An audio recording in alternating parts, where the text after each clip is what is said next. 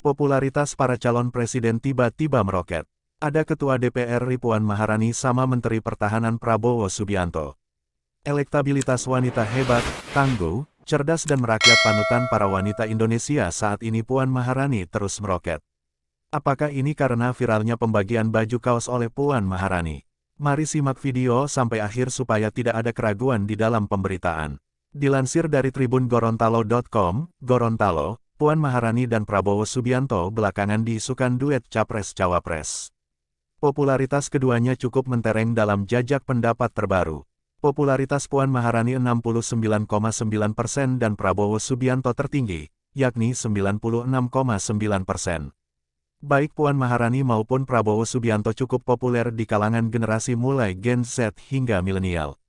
Jajak pendapat dari Center for Strategic and International Studies (CSIS) mencatat Ketua Umum Gerindra Prabowo Subianto tampil sebagai tokoh dengan popularitas tertinggi. Puan Maharani berada di urutan ke-6 sebagai figur capres yang terpopuler dalam jajak pendapat CSIS. Jajak pendapat popularitas figur yang rilis pada Senin, tanggal 26 September tahun 2022 ini mencatat. 1. Prabowo Subianto 96,9%. 2. Anies Baswedan 91,0%. 3. Ridwan Kamil 85,4%. 4. Sandiaga Uno 84,4%. 5. Ganjar Pranowo 72,7%. 6. Puan Maharani 69,9%. 7. Erick Thohir 57,6%. 8. Agus Harimurti Yudhoyono (AHY) 57,2%. Puan Maharani dan Prabowo Subianto belakangan diisukan duet Capres-Cawapres. Popularitas keduanya cukup mentereng dalam jajak pendapat terbaru.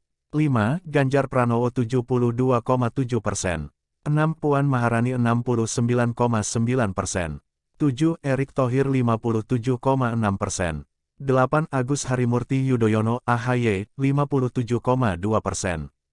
Ketua Departemen Politik dan Perubahan Sosial CSIS Arya Fernandes menjelaskan survei kali ini membahas terkait popularitas dari seberapa jauh generasi milenial dan Z mengenali para tokoh politik.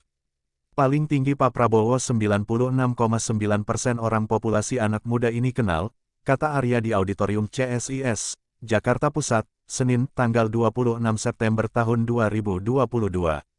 Lebih lanjut, Arya mengatakan pemimpin 2024 yang diminati dan dibutuhkan pemilih muda di pemilu 2024 nanti ialah yang memiliki karakter jujur atau tidak korupsi, merakyat, dan berwibawa. Karakter pemimpin 2024, pemimpin yang jujur dan tidak korupsi jadi karakter yang paling diminati serta dibutuhkan oleh pemilih muda dalam pemilu 2024 nanti, tutur Arya.